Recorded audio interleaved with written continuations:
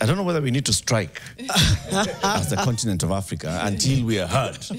Because the African continent, and you've seen this, there's a growing voice in Africa that is saying, look, the multilateral organizations, the big one of them being the United Nations, was set up at a point when most of Africa was getting into colonization. Now we are independent countries for more than half a century. What's our place and space in this multilateral organization and the global world? If you look at Africa and where we are right now, we are actually recognizing and realizing our leverage. We have the youngest population. We are going to have the world's workforce in coming days. We have resources that are untapped, that are still here. But when it comes to the global money, when it's lent to us, their conditions are not the same as those lent to others. When it comes to decision making at the big round table, we are not in that big round table room. The decisions are made and then they're transmitted to us. Africa's or you push. Get one little rotational seat. Where you're sitting there and you're made observe. You need to take 1 year first to understand how we operate. And by the time you start to learn, your time is up, out. Next. Come in. The UN resident coordinator for Kenya, Dr. Stephen Jackson, is our guest for the next hour. Good morning. Eric, great to see you. Janet, Mariam, lovely to be with you. And an awful lot in what you've just said that I really strongly agree with, by the way. Karibu sana. Santi. We're going to start with a quote from Janet. Some words that were said by somebody. Let's see whether they make sense to you. And then you'll tell us what your job is. Right. Ali Mazrui, a very important person in Kenya's history. Yes. He once said, democracy without ethics is like a body without a soul. Oh, I agree with that so strongly. And Ali Mazrui was a giant, an absolute giant. So that's interesting. I mean, to meditate on, right? The UN is a body, right? It is a global body. We use that language even to talk about it. Does it have a soul? Does it have ethics? Wow. It does. But like I said, Eric, I agree with so much, and I know that the Secretary General agrees so much with what you've said. This is Africa's century, and it's not yet entirely Africa's UN. It's much more Africa's UN than it was 80 years ago when the UN was conceived out of the ashes of the Second World War. But it is not yet Africa's UN. On the screen behind you, if I'm not wrong, that's the United Nations headquarters in Geneva. But you could have had, where I work, the United Nations headquarters in Gigiri, Nairobi, which your viewers will know is one of the 4 global headquarters. It's a good pub quiz question, by the way. You know, what are the other 3, right? So, outside Geneva, New York? And? Though there's one everybody always forgets. Geneva, New York, I don't know. Nairobi. Yes, that's what I Those are that one. It's the 4th one I don't. Vienna. Vienna. Also an artifact of the Second World War, right? So what do you notice there? There's only one that's in the global south. And it's here. Which I think is something that Kenya should be very proud of, and the United Nations is very grateful for. But there already you see a little bit of an imbalance, right? Except that, and I'm sure we're going to go on to talk about this, the importance of Nairobi as a global headquarters, not just because it's Nairobi, but because it's Africa, because it's the global south. More and more, this is my way of talking about it, I feel like the axis of the planet is tilting towards the south. And that's going to happen more and more and more as this century wears on. And I think if the UN doesn't adapt to that reality, then we and the planet are in a lot of trouble. Great. As we get into that, so you are the UN resident coordinator, Kenya. Yeah. We know that there's a head of the UN office in Nairobi. The Director General. Yes. So what's your job? Madam Bangura. Simplest way, my sister, my big sister, Zainab Hawa Bangura, the Director General for UNON, is the head of the UN in Kenya. She's the head of that global headquarters. I like to call myself the head of the UN in Kenya for Kenya. The bit of that tries to deliver from Kenya for Kenya. So it's my job to try to bring some coherence and unity of support from that alphabet soup that goes from FAO, the Food and Agriculture Organization, all the way to the World Meteorological Organization, WMO. I think that's the last one in the alphabet. So, you know, and there's this great big family of different entities that all do different things, and it's my job to try and bring them together for Kenya. How many are they? On the ground, in what we call the country team, 25. 25 different UN bodies 25 in different Kenya. UN bodies. So you said FAO, UN Women, UN Women, UNFPA, UNICEF, UNDP, UNDP, blah, blah, blah, blah, all the way to WMO. WHO, WMO, Yes. World Meteorological Organization. Yeah. That's the last one. And so your job is To try and get them to deliver together for Kenya. Okay. What does that mean? I still don't get it. So Yeah. I think your viewers will be familiar with the 17 Sustainable Development Goals. You often see that circle, right? And by the way, you know what? Another pop quiz. Do you know what 2 countries were the countries that facilitated the process in the UN General Assembly to get agreement in 2015 on those on the 17 SDGs? SDGs? Ooh, highly unlikely that I do know. Okay, One of them, one of them. Macharia. Correct, Macharia Kamau, our brother. So Kenya proudly was one. My home country, Ireland, the other was the 2. Isn't that a beautiful coincidence? So those 17 SDGs, they go from eliminating poverty, eliminating hunger, all the way to climate action, gender equality, and so on and so forth. 17 of them, right? But what we know is you can't achieve one without achieving all of the others. Right? True. You can't get to eliminating poverty unless you engage women, right? And you empower women.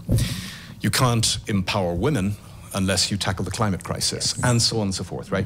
The same is true of the work that the individual UN entities do. So what WHO does on health depends critically on what FAO does in agriculture, depends critically on what UN Women does for gender equality, and so on and so forth. And so that's why that's my job, to try to get them to deliver together. It's a big task. Herculean. That's right. Yes. Let me begin with the push for reform, just straight as is, which is Kenya, Africa, pushing for permanent representation at the UN Security Council. Why is it taking so long? Why isn't it happening? We know the basis of how the UN Security Council came to be, but that was forever ago. 80 years ago. Yeah. 80 years ago. So then, yes, why is it taking so long to get Africa permanent representation at the UN Security Council? So I know that Eric likes proverbs. We have a phrase in Ireland about turkeys voting for Christmas. Okay. Turkeys don't vote for Christmas. They don't. Right. Yeah. The Here it would be goats. Goats do not vote. goats don't vote for Ramadan. Yeah. Right. Absolutely. The only body that can change the makeup of the Security Council is the Security Council. There's your answer right there. So there's a built-in disincentive, right? You're going to have to rely on the open-mindedness, the vision, the generosity of the council itself, and particularly of the permanent members. And let's just say we're not in a global moment where the Security Council is always acting with that open-mindedness or that vision. So that is a real problem. The Security Council is the hardest bit to fix. Yeah. Yet it is in some ways the most fundamental bit, because it is the only bit of this very complicated United Nations that does ultimately have the power to sanction, to oblige, to compel. Pretty much everything else we do is persuasion, cajoling, supporting, right? Pretty much everything else that we do across this huge UN. Because the power rests still with, well, you see all those flags on the background behind you, 193 countries, or rather 193 governments. So that's what makes it hard. That's what makes it hard. Then begs the question of, the fix, because we've discussed like alternatives. What are the alternatives? As opposed to asking for a seat at this table and constantly being denied. Are you going to ask, do we build? Yes, do we build our own table, genuinely, and just figure out something that works for the global south? We can discuss that, but I'm also thinking if the United Nations is coming to this realization that the world is tilting south, and I think a lot of the north is realizing that right now, what's the plan to not end up being left behind? So I think there is a risk of being left behind. My view, but I'm safe saying this because it's also the Secretary General's view, just because it's hard to reform the Security Council doesn't mean you should give up. It has to change. If the Council doesn't reform, ultimately, then I think the UN does get left behind. In the meantime, I think it's not only understandable, but I think it's a good thing that multilateralism is happening also in other spaces, right? So the African Union has always been a very powerful voice for that, or a powerful theater for having a common voice from the continent, and that's only going to get more so.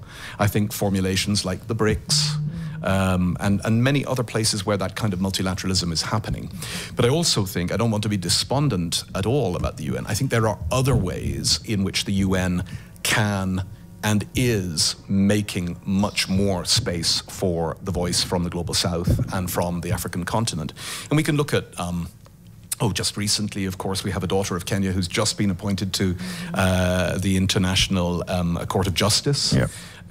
We're seeing more Kenyans and more Africans rising to prominence in the UN leadership.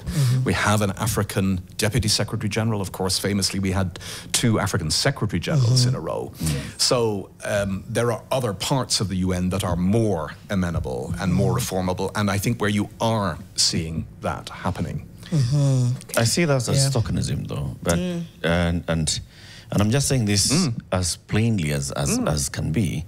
If I look back at today's quote, which was democracy without a body. It's like democracy without ethics is like a body without a soul. Janet said the quote, and Janet said, "Let me check." If you look at the founders of the UN, they founded the UN on the tenets of democracy. You know, like, let's have a world where people have a right to speak, but the citizens have centrality in decision making and electing their leaders.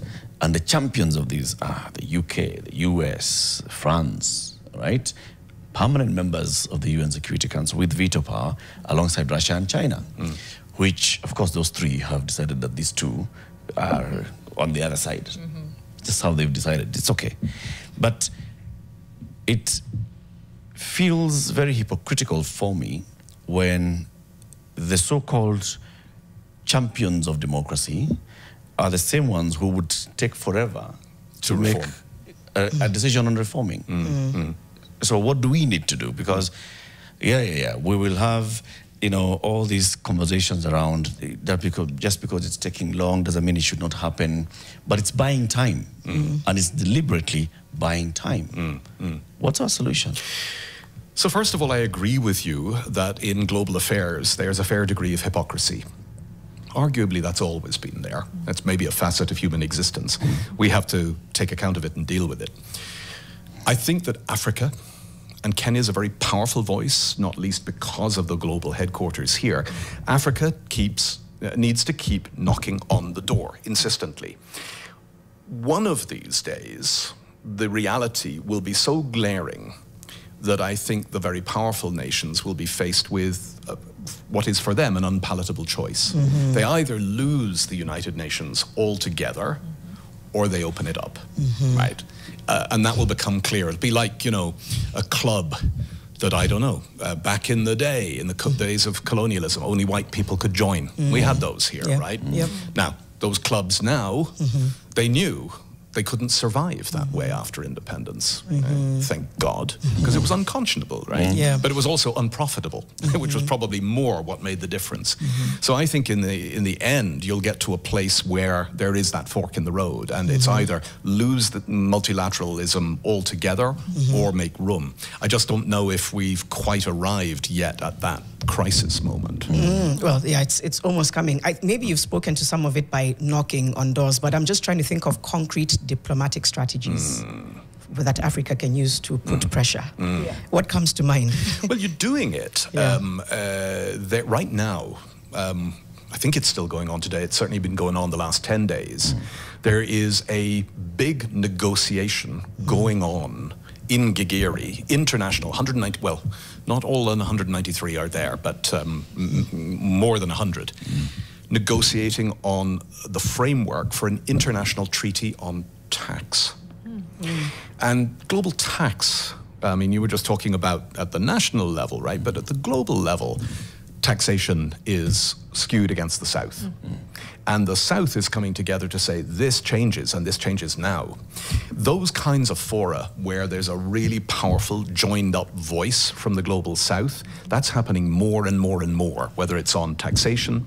There's another treaty process that's been going on since, I think it's 2 years now, again, birthed in Nairobi, on eliminating plastic pollution, right? Kenya's far ahead of many countries on that.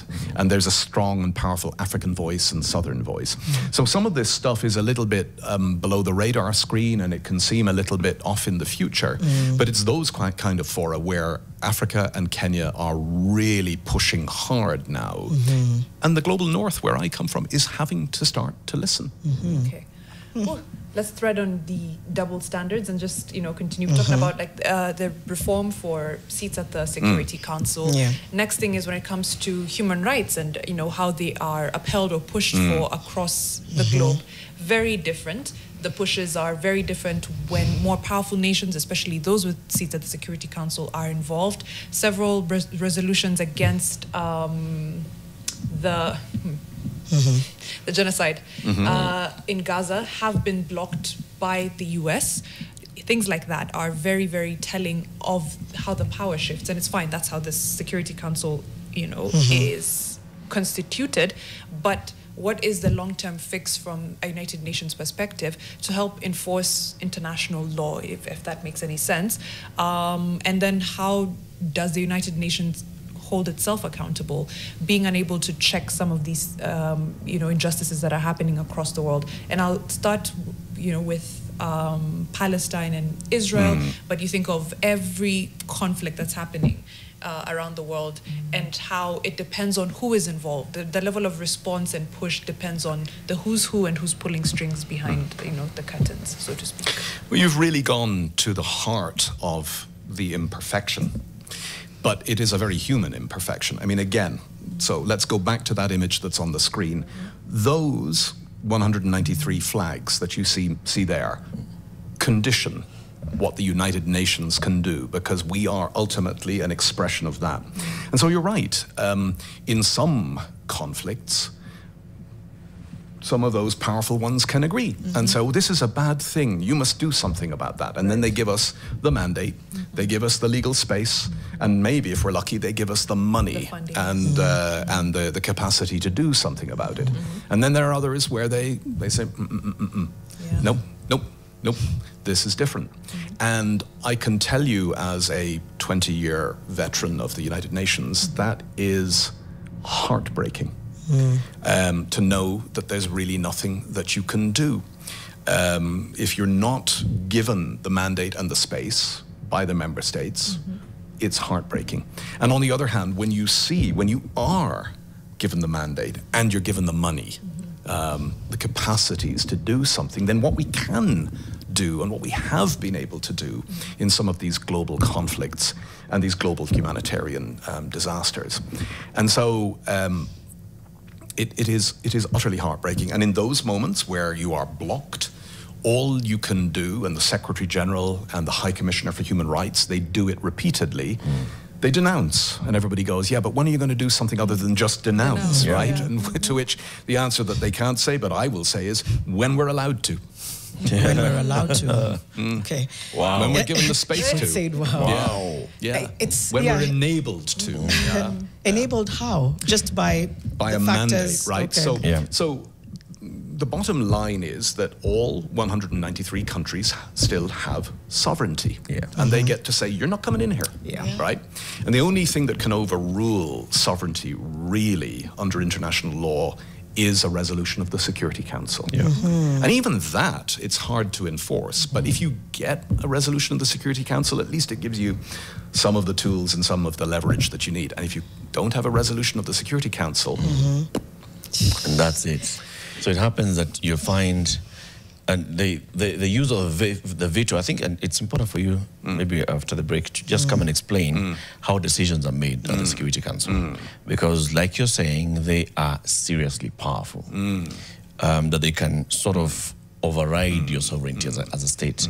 What Mariam just talked about, a decision on the Israel-Palestine conflict, Gaza, a decision on Sudan, for example, the conflict in Sudan, and one member country just issuing a veto.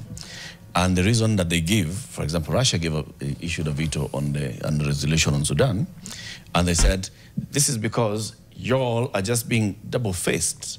You are supporting conflict in Gaza, and you want us to come and make a decision on a conflict in Sudan. Come on, you know. And for that reason, this veto stands. And what happens? The world's largest humanitarian crisis continues. In Sudan. But let's take a break, come back and explain to us the veto thingy. 27 minutes after 8, our guest this morning is the UN Resident Coordinator for Kenya, Dr. Stephen Jackson. We are talking about understanding the UN and the calls by African nations and those in the Global South for reforms in the UN. We'll also be hearing from what the President said when he went at the UN General Assembly, statements that have been made previously by the current Secretary General of the UN, you know, things like the Summit of the Future that happened last year, and so on and so forth. Back in a moment. Gift. Did it for me. Some feedback before we introduce just some sound bites, just contextualize the conversation we're having. Charles Ndungo says, Kenya houses all these UN bodies and happens to be among nations that violate human rights with abandon. What's your take on this? And just during the break, we talked about how at some point we will talk about Kenya. I think that's what Charles is saying. UN funding has long been unstable due to its dependence on a few key donors. What's the long-term plan to create a more reliable financial foundation? So just let's pack those two questions and we'll come back and ask you. But for now, there's something that we want to contextualize, right? Yeah. On what we were talking about, the reforms and the push by Africa for reforms. We know that President William Ruto, for example, has been pushing for reforming the UN itself and reforming the global financial infrastructure, as he calls it. And in fact, he's a champion for Africa for the reform of the global financial infrastructure.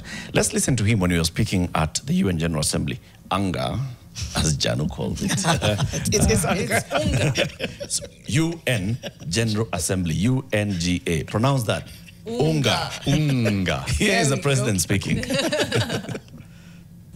You cannot claim to be the United Nations while disregarding the voice of 54 nations. It is not possible. Africa is no longer willing to wait on the margins of global governance while decisions about peace, security, and development are made without our understanding, without our perspectives, and without our voice. Africa's exclusion is not only unacceptable, unfair, and grossly unjust, it also undermines the very credibility of the United Nations, this organization. Africa dominates most of the Security Council agenda, provides some of the largest contingents of UN peacekeeping forces, and bears the heaviest costs of instability. Yet we remain the only continent without a permanent seat at the main table where decisions about our destiny are made. Africa deserves, ladies and gentlemen, at the very least, 2 permanent seats with full rights, including the right to veto, and 2 additional non-permanent seats on the United Nations Security Council. No, that one for that one. I give him this. I agree. Yes. Yeah. Also. I mean, it can't just be like that. It can't go on like that, where the world is moving by and making decisions about Africa, and Africa is not participating in the making of the decisions about Africa. Now, the one thing that you notice there, Dr. Jackson, is that the room was almost empty. It was an extraordinary speech. It's worth, it'll be on YouTube and it'll be on the official government channel as well. It's worth watching the whole thing. First thing to say, Secretary General agrees with the President in what he said. I don't know whether in the fine print of exactly how many seats and, you know, but the idea that Africa must have permanent seats on the council is something that the Secretary General has been saying loudly for a long time, and I profoundly agree. The other thing that the President said, he said, so it needs urgent reform, but be careful, let's not lose it right? Let's not lose multilateralism. We need it. It needs to be bettered. It needs to be improved. It needs to be fixed. Fixing the nation. So this is fixing the United Nations, right?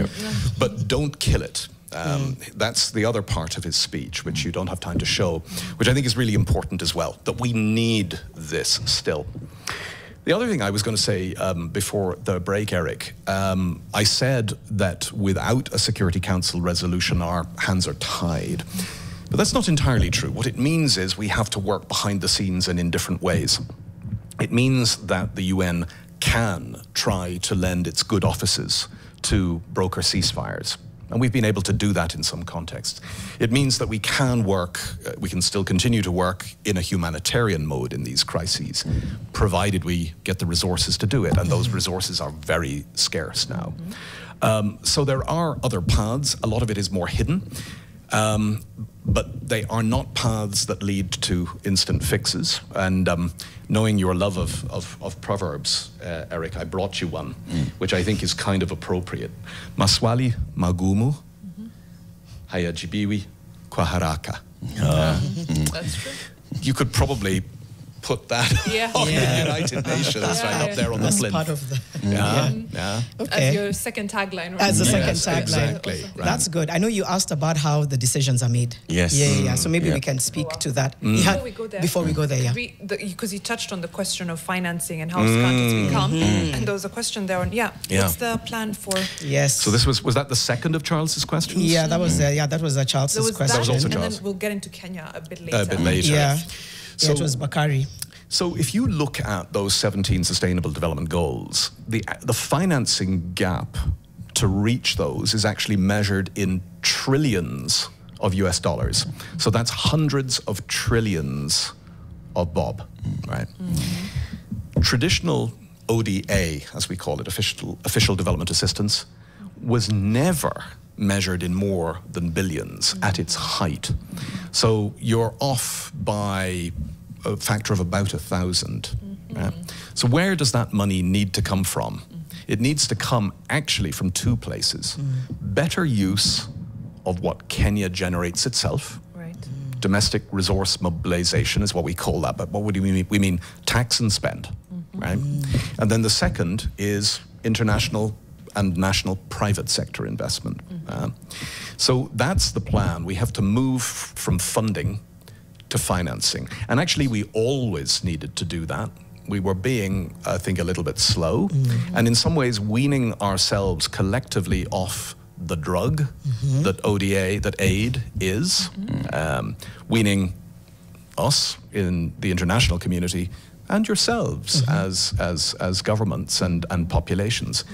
That gives us the opportunity to make that pivot now. So a lot of what I do day to day, you asked me what my job is, and I said it's bringing the UN entities together, but a lot of it is trying to create these opportunities for a small amount of traditional international assistance to unlock a much bigger amount of investment for Kenya's development. Whether that's from government itself, we have some examples of that, whether that's from international banks and pension funds, but crucially, and I know Eric cares about this and the president cares about this, on terms that Kenya can afford. And that's the rub. Or doing it from the multilateral development banks, the World Bank, African Development Bank, or what we call the vertical funds as well, the big environment facilities and so on. So it's all about that. It's all about leverage and unlocking much bigger flows of development financing. Okay. Now, Charles's, I think, question leads to, I think, a little bit about now Kenya. Because he asked, Kenya houses all these UN bodies and happens to be among nations that violate human rights with abandon. And what's your take on this? Unless we want to give it a bit more meat, because it is... It's a fleshy one. It's a fleshy one, right? But I mean, the UN rapporteur on human rights has written to Kenya, to the government twice, because Kenya could be me, but to the government twice with no response. The questions of human rights the obvious human rights violations have been there, but the question now is, again, what buck does the United Nations have if the government can ignore communications just asking for answers from a UN rapporteur on human rights while hosting the United Nations right there in Gigiri. Okay, not here, but in Gigiri. Yeah. So How do those things coexist? Well, Doc? let me be a bit provocative back.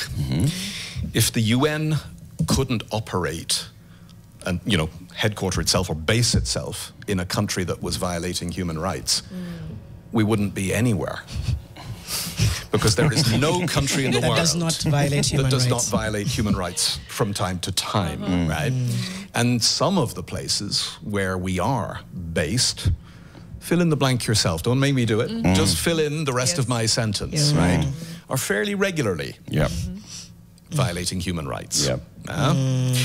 So I understand the question, but that's the first element of my response. And in fact, to be able to do anything about it, you have to be based there, right? Right. Yeah. Now, we do have a very regular discussion with this government about human rights, as we do in pretty much every country where we operate. I'm going to embarrass her by singling her out, but one of my former friends, colleagues, staff members, team members, has just been appointed the head of Kenya's National Commission on Human Rights, Clarice Oganga. Deeply proud of her. Just came into office a month ago. And I think that materializes, in a way, the kinds of work that we do. Now, when it comes to the special rapporteurs, actually plural. There are multiple with different slants on human rights. And it is true that there hasn't been a visit for quite a while, not an official visit. This is something that I'm discussing quite actively with Kenya government. I hope that we will see a visit before too long. What does that silence from the government mean? I mean, again, it's a question of what are the teeth of the UN, because there is the sovereignty of a nation, but there are charters that we have signed. We do have a Bill of Rights. We do have a constitution. All those things exist, and we do exist in this multilateral order as well. So, one, it's not a question of interfering with anyone's sovereignty, but then again, what teeth do the United Nations have? Again, leave alone the visits from a rapporteur, it's also ignoring queries from the rapporteur twice and just not replying to them at all. Well, I want to start with what teeth Kenya has itself. So you mentioned the Constitution, 15 years old this year. Happy birthday, Katiba. You have an extraordinarily powerful and progressive and imaginative Constitution. And that was the gift that the violence of 2007 gave you, because the 2010 Constitution comes out of that near brush with disaster. You have, I think, a very impressive array of human rights actors, ranging from the official actors like that National Commission to all of the brave human rights defenders that you have here. You have a very brave civil society, a very active Gen Z. So for the UN, we always put the national capacity first, because the best answer is when the nation holds its own government to account, whether that's in Kenya, in Ireland, in the United States, wherever. That's the most durable thing, right? Because special rapporteurs come and go, the UN comes and goes, right? So a lot of our work is to try and support that capacity, and you have a lot of it, so use it. By the way, if I can, because I suspect we should talk about the Gen Zs. What's another capacity that you have? It's called voting. And, Eric and I, we spoke last year at the height of the first wave of protests. We had a great interview, I thought. And one of the things we noted then was just how activated Gen Zs were. And if you spoke to them, as I did, or you looked at the opinion polling, they all said, we didn't vote in 2022, but by God, we're going to vote in 2027. Mariam, I'm going to turn this back to you. Why are Gen Zs not registering? We've had this What do we need to do? If we continue at this rate, actually, technically, we did the math, of like 80 people a day, we could get to we could get to the target I know it sounds crazy, but if you divide the number of... Sorry, no, that doesn't add up. We're talking about 6 million people. 80 a day? By April 2027. 80 a day over a year and a By half? April I 2027. thought you were an economist. Wait, no, hold on. I think... It wasn't 80 a day, sorry, it was... Yeah. Well, let me get the numbers right. Yeah, We yeah, did yeah. the math, though. We did break it down. Because even going to IBC, they did say, because when I went to figure out my details and I saw a small line, I'm like, are you guys okay? And she said, actually, we are. And I said, anecdotally, honestly, she said, no, I think we're okay. We get this number, we get this kind of traffic consistently each so day. It was 80 per So like polling how many station did you on find on average. that day? I think there Per was day, about, yes. at that time when I went in, and me see. it was about 25, but it was a small waiting room. Where- But they kind of, Yeah. I think all that could be not trying fine. to defend. Yeah. I'm just saying. Okay, I think it was actually 80 per day per polling station, Right. not per not in the whole, yeah. country. I don't think So no cause for alarm. No, I think there is cause for I alarm. think there's real cause for alarm. From my discussions with folks, people are Gen Zs are not registering, not in the numbers that are going to make the difference that the Gen Zs say they want to see in the country. I feel like speaking as an auntie. Yeah. I don't know the full reason, but if I think about how Gen Z, especially after last year, it's dealing with a combination of factors. It's grief, it's disenfranchisement, it's distrust. I know these are not excuses; these are explanations. No, but those are incentives. that's also That's one another perspective, way but to maybe look they at need it, to yeah. switch it to incentive. But I think right now there's a heaviness, and again, it's not an excuse. That's why it's easy for me to also say I can't be bothered because of everything that's happening, but I can't imagine having that lens and seeing your colleagues, you know what I mean, like losing their lives. Right. It just gives you a sense of, I don't know, anything but going there. But Eric's raised an interesting point. What Doc has done very smartly. Yes, Is to turn the conversation back on us. Put it back And on we you. are- And we are pushing to strengthen our institutions Yeah. for voter registration, for all of those things. The question was on the UN. Yeah, on the UN. All right, but so no, well done, Nice, well done. You Mariam. sussed me. But let me defend myself before I do answer the question, which is just to say that I was turning the tables, but it is because we believe in Kenya. I wouldn't be able to say that as proudly and as definitively in some countries that I might be asked to serve in, because there isn't even the semblance of democracy in some countries around the world, right? There isn't even the semblance of civic space. All you have to do is look at the headlines, right? You've got a media, thank you, that can really speak truth to power in this country. So you've got a lot of advantages, which is why we as the UN always start from what we can help you do, rather than you looking to us and saying, but what can you do? But now, what can we do? So, as I say, we do, and I do, very regularly discuss human rights issues with the most senior leadership in the country. I don't do it in public, I do it in private. That's more the role that we're given here, but I do it, and we do it. And we have a very powerful, I was going to say big, it's not financially big, but it is very, I think, influential program of support to the human rights institutions.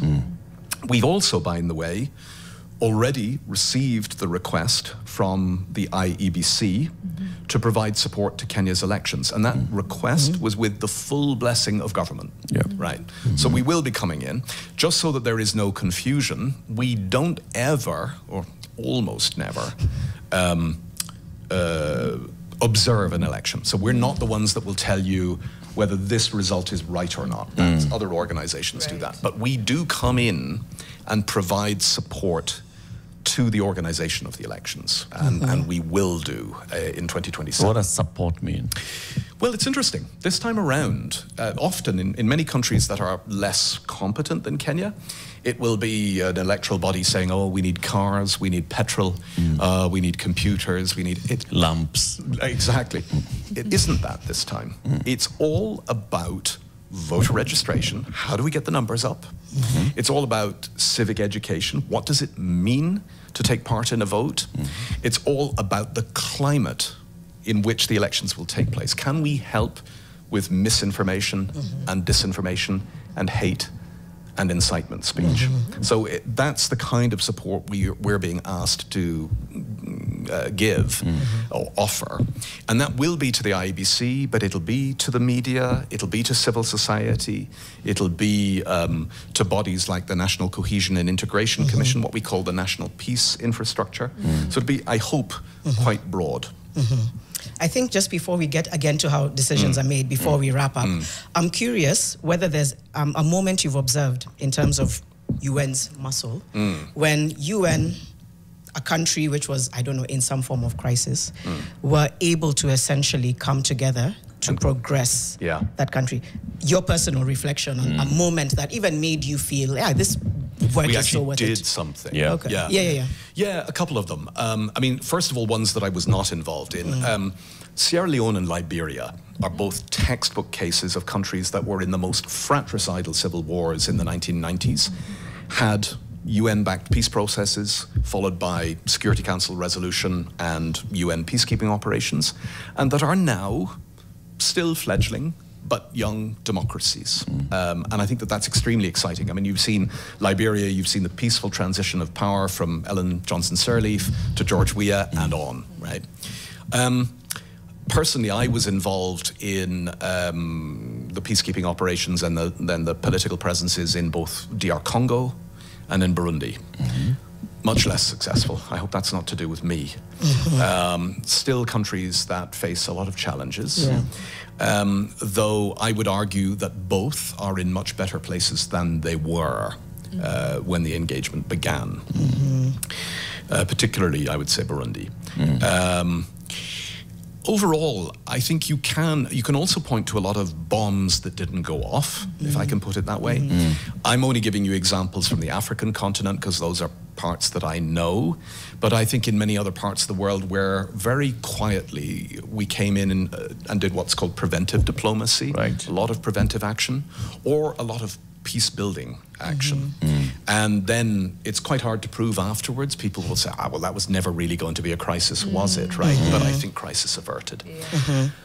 I also think then, I mean, moving away from the political and the security side, but to sort of the humanitarian side, I mean, right now around the world, the UN is keeping 150 million people alive who are suffering from severe hunger. Now, you mentioned Sudan, Eric. That's the worst in the world by a long distance, and we are not getting from either of the two warring parties what we call the access. We can't force our way into the war zones to give the relief that we need to give, nor are we getting the resources from the international partners that we would need to give. Right? But we are 150 million people right now around the world who are receiving support, including, by the way, 3 million Kenyans during the 2021 to 2023 drought. So there is a lot of stuff that we are still doing. Here in Kenya, did you know that the start of school feeding in Kenya was in the 1980s? And that was the World Food Programme that began that and then phased it over to Kenyan government. Handed it over to government. And now you need to take it back. Well, no, we need to help government make it even stronger. Right now, there's 2.4 million kids a day. The pledge is to get to 10 million, which would basically be every kid that needs it. That needs a meal. That goes to school. And that's by 2030, and we have a plan for that. Decisions that have led to this, you know, have like Somalia. I think Somalia is one of those cases where you can say, coming from a failed state to a transitional government to now a working federal government in Somalia, through all those sticks and carrots that, you know, the UN deploys. The Security Council resolutions, how are they arrived at? So usually there's one country that leads the negotiation on a resolution. It's usually one of the permanent members, which I think, you know, we could question why that's always the case. But then it comes to a vote. If none of the big five exercise the veto, then provided it goes through with a majority, it goes through. So we've just actually seen a resolution go through on Gaza. It was the US-backed plan. And both China and Russia, to my knowledge, abstained. They didn't veto it. They said, okay, we don't totally like the approach, but we're going to let this go. So you can imagine that the halls of the United Nations in New York are filled with little groups of diplomats from the Council, feverishly negotiating over what they will accept and what they won't accept. So it is, you know, what do they say? Eat the sausage, but never ask how it's made, right? And these are compromises. compromise is often seen as a bad word. Yep. Compromise is a good thing. Or it's the least worst. It's the least worst. It means there's a bit of consensus. Well, not necessarily. Yeah. Yeah. Then what is the power of the veto?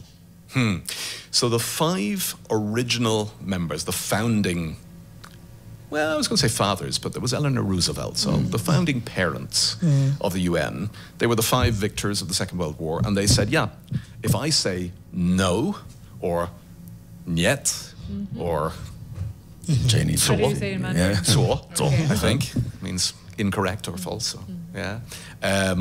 Then no, it doesn't go through, and I can just block it, and I can block it forever if I choose to. So you need to come and negotiate with me, and the veto was the only way that those founding parents would agree to a thing called the Security Council. So it's baked in from the beginning. It's, if you like, it's the original sin, but it's also the enabler. So it's also forcing consensus. It's forcing you to come and talk to me so that I don't block your move. Correct. Now, our president is asking for 2 veto powers for Africans. Would that be a good thing, guys? I mean, shouldn't I just do away with veto altogether? Now, if you have too many vetoes, Then nothing moves. Nothing will And ever move. Then should we just move by consensus? Then every, like democracy, every vote is equal. One man, one vote, one country, one vote. so decisions shall only be by By Consensus. consensus. unanimity? No, not unanimous, just Majority. Majority. And what's majority? Over 50%? Anything over 50%. There are greater experts than I on the Security Council who would tell you, actually, this is in a perverse way. This is what enables it, because if you ended up with a 15-member council without veto powers, there would be no incentive to get more than 8 votes, right? And so then the council would be divided, and actually the thing would lose power. I don't know where I come down on that one, but what I do know where I come down on is that Africa and the Global South more generally needs equal weight in the Council. That's a brilliant way to end the interview. Thank you very much. Thank you for Very coming in and weighing in and giving us perspective. Africa's push for UN reforms. We say fixing one conversation at a time. So hopefully, by the time it's a decade, we're like, hey, look, Africa's voice is not so small anymore. Right. Fixing the United Nations. Fixing the United Nations. One conversation at a time. Dr. Stephen Jackson, UN Resident Coordinator, Kenya. Up next, we talk about household borrowing habits. Don't be triggered. I was before. I'm okay now. Stephen Rohoe is a credit analyst. It's coming up to 9 a.m. We'll have that conversation in just a moment.